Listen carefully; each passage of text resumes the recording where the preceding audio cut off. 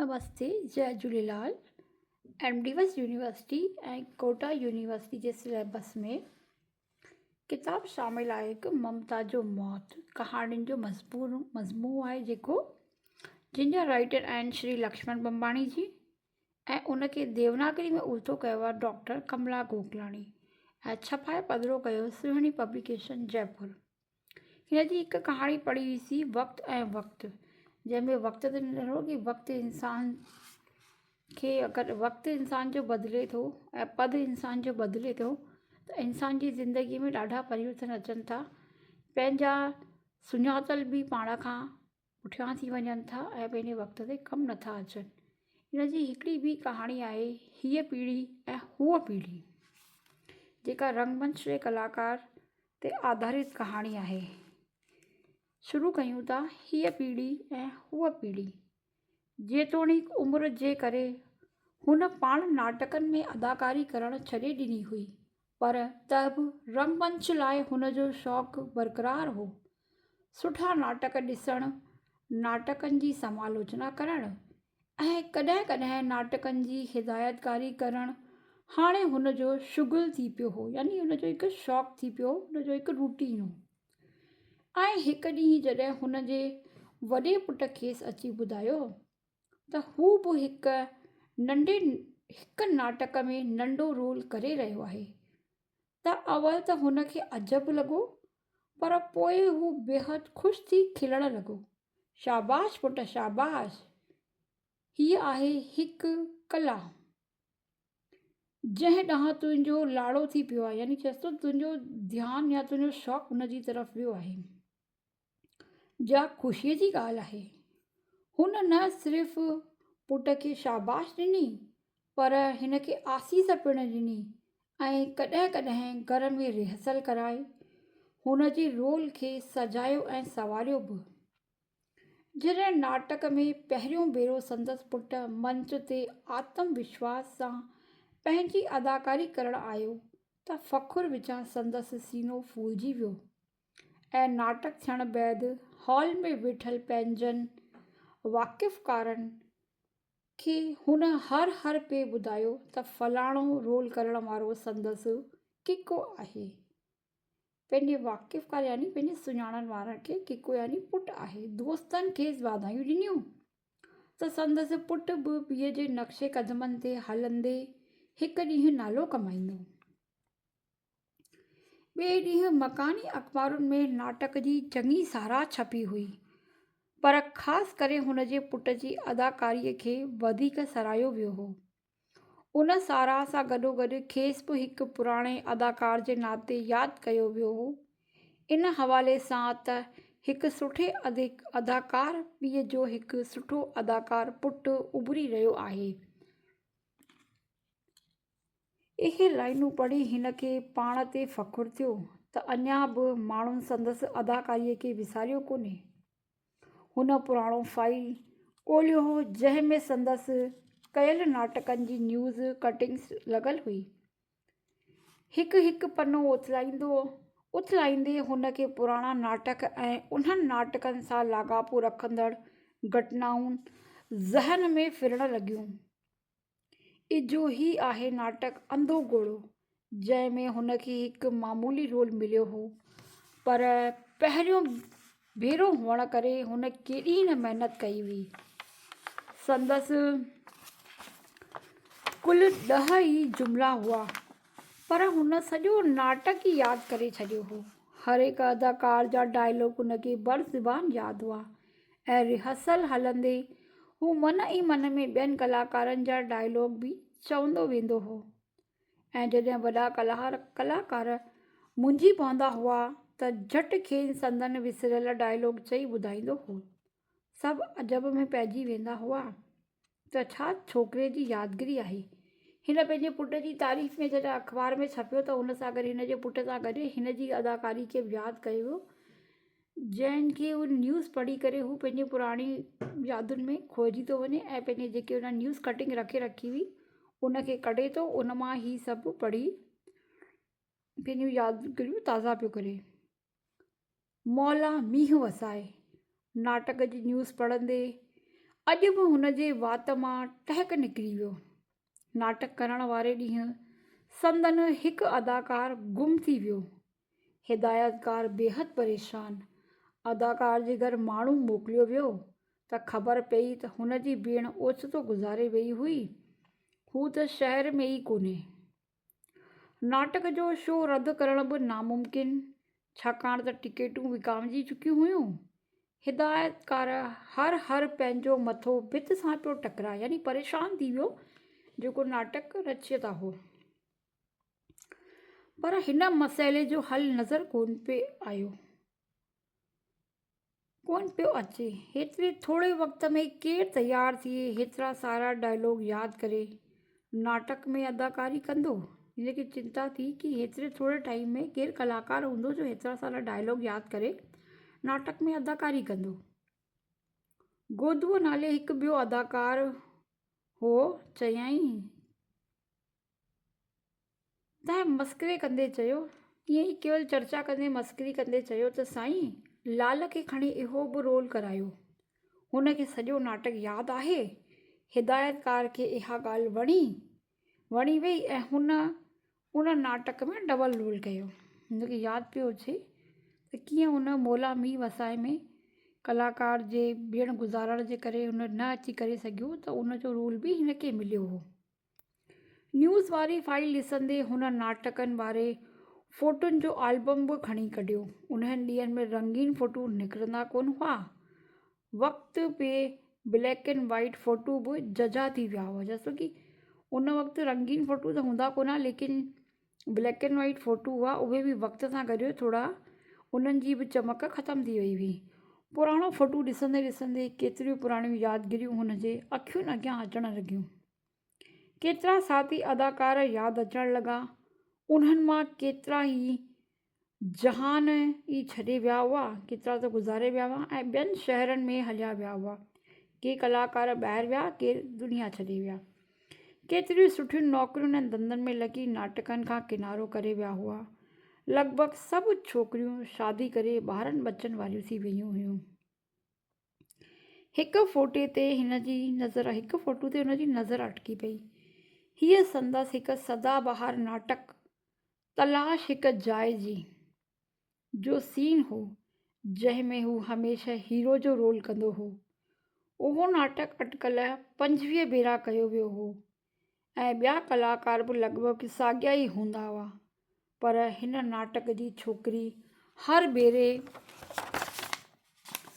नई हूंदी हुई, जंहिंसां रिहर्सल जे वक़्तु मग़ज़मारी करणी पवंदी हुई। हिन फ़ोटे वारी छोकिरी जॾहिं पहिरियों भेरो रिहर्सल ते आई हुई त हूअ कर्मनि ते धक हणंदे वॾे वाके चवंदो हो, मरी वियासीं अब्बा लाल, ॾेह मोह हिन नई बला खे।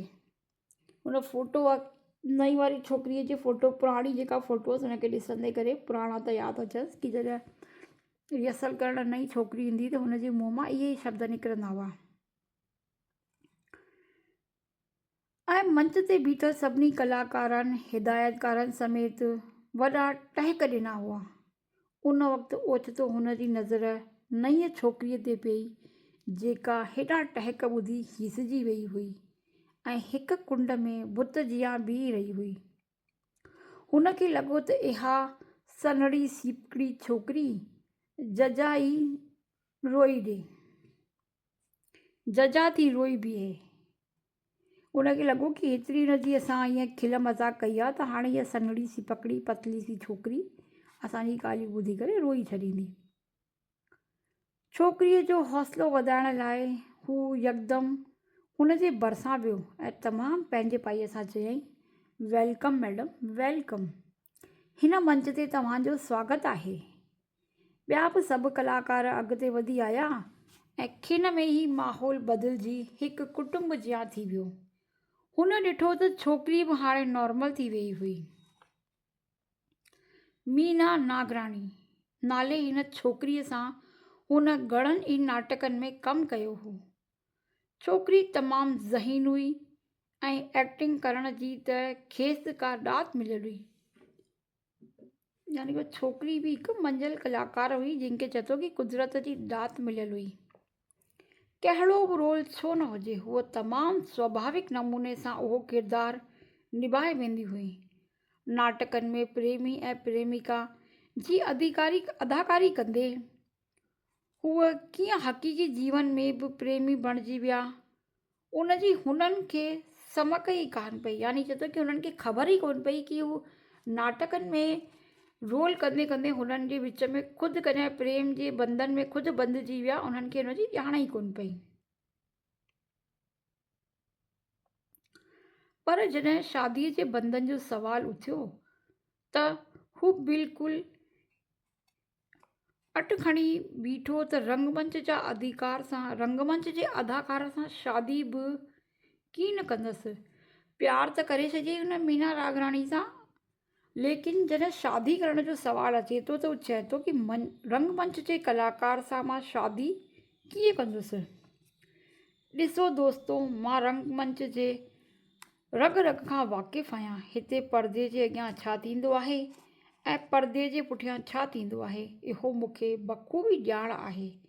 ऐं इन करे मूं निश्चय कयो आहे त मंच जा बावस्त कंहिं बि छोकिरीअ सां मां शादी न कंदुसि।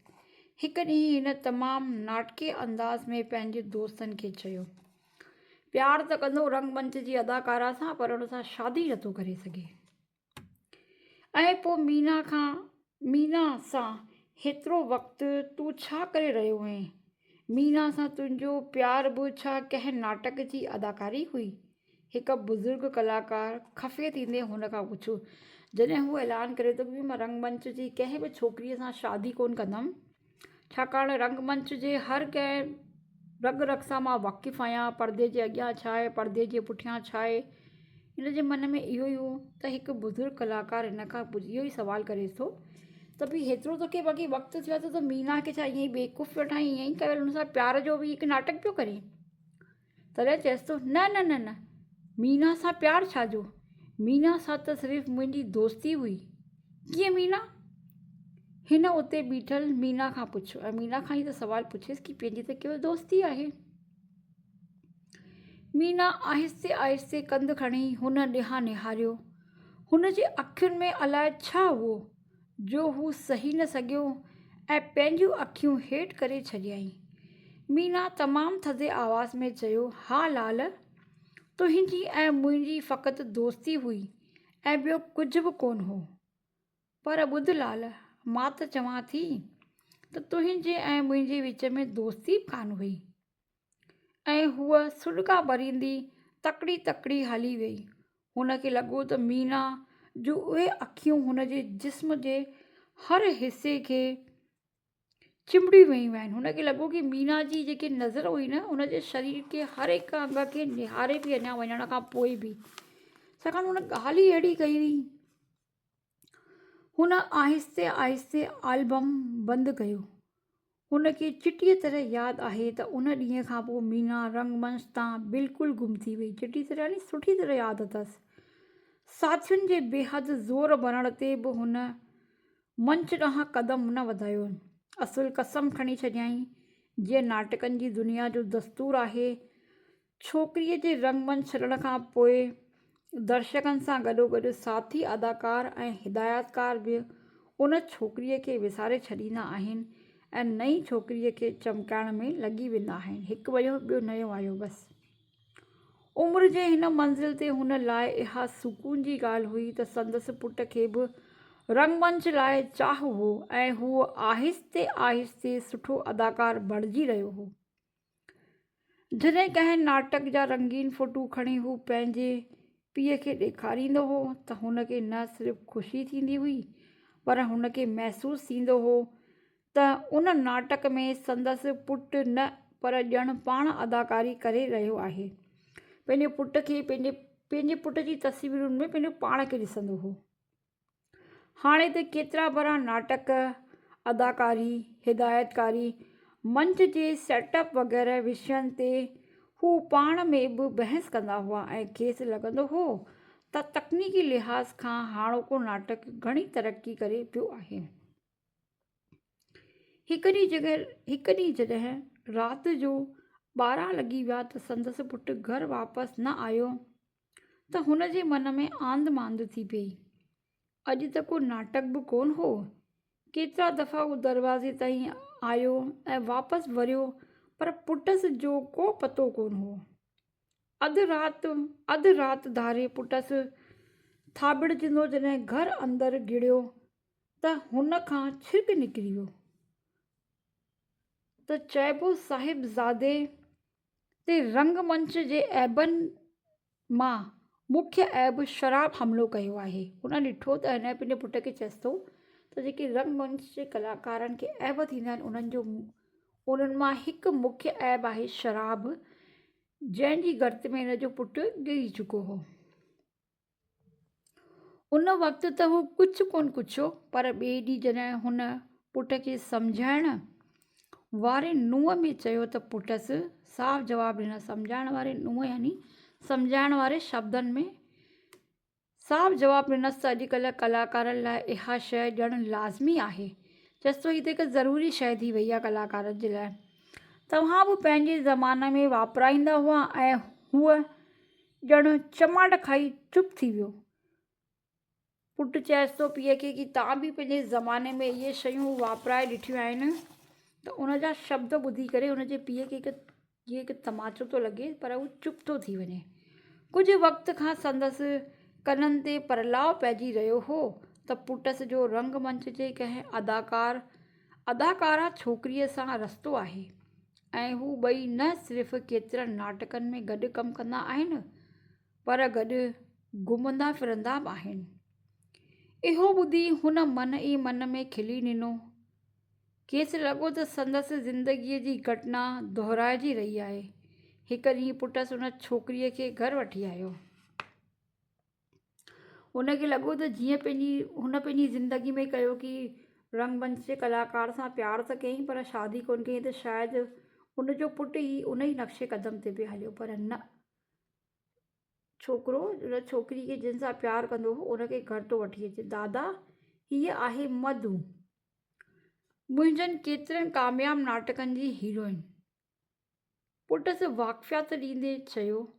हुन ॾिठो त छोकिरीअ जे मासूम मुख मां शराफ़त नज़र अची रही हुई। लॻे पियो त कंहिं वॾे घराणे जी नींगर हुई। चएसि थो छोकिरीअ जी शकल सूरत खे ॾिसी हुन अंदाज़ो लॻायो त छोकिरी त ॾाढी मासूम ऐं शरीफ़ आहे ऐं कंहिं सुठे घराणे जी छोकिरी थी लॻे। अचु पुटु अचु, मोहन घणनि ई ॾींहंनि खां रोज़ु तुंहिंजी सारा कंदो आहे। अची वियो। हुनजे पुट जो नालो अथसि मोहन। मूं चयो त मां बि छो न अहिड़े बहितरीन कलाकार जो दर्शन कयां। हुन खिलंदे चयो। दादा, तव्हां त मूंखे शर्मिंदा पिया कयो। चएसि थो कि भई मोहन तुंहिंजी तारीफ़ कंदी आहे कि त ॾाढी सुठी कलाकार आहीं। दादा, तव्हां त मूंखे शर्मिंदो पियो कयो। तव्हां ख़ुदि पंहिंजे ज़माने जा महान कलाकार आहियो। मुंहिंजी मम्मी त अञा बि तव्हांजी सारा कंदी आहे। मधुअ मुश्कंदे चयो। तुंहिंजी मम्मी? हू अजब में पइजी वियो, पर पोइ टहक ॾींदे चयाईं, थी सघे थो त तुंहिंजी मम्मी मुंहिंजा नाटक ॾिठा हुजनि। पुटु, उन ज़माने में कॉलेज जूं छोकिरियूं मुंहिंजा नाटक खूब ॾिसंदियूं हुयूं। न दादा न, मुंहिंजी मम्मी तव्हांजा नाटक ॾिसंदी कोन हुई, पर तव्हां सां गॾु ख़ुदि नाटक कंदी हुई। छोकिरी चएसि थी कि मुंहिंजी मम्मी त तव्हां सां गॾु नाटकनि में कमु कयल आहे। त हिनखे अजीब थो लॻे। चएसि थो नाटक कंदी हुई? हुन अखियूं बंदि करे कुझु सोचण जी कोशिशि कई। केतिरियूं ई छोकिरियूं संदसि ज़हन में तरी आयूं, पर मधु कंहिंजी धीअ हुई इहो हुनखे सम्झ में न आयो। भला तुंहिंजी मम्मी जो नालो छा आहे? हू चए थो कि हू सोचे थो कि मुंहिंजे टाइम में त घणेई सारियूं छोकिरियुनि सां मां कमु कयल आहे नाटकनि में, त हाणे मधु कंहिंजी धीअ आहे? हुनखे इहा ॻाल्हि सम्झ में न पियो अचे। मीना नागराणी। उहो पंहिंजी माउ जो नालो ॿुधाएसि थी। हाणे मधु गंभीर हुई। सॼो माहौल गंभीर थी वियो। हू ॿाहिरि अखियूं बंदि करे बिल्कुलु ख़ामोश थी वियो। हुन जी अखियुनि अॻियां मीना जो चहिरो फिरण लॻो।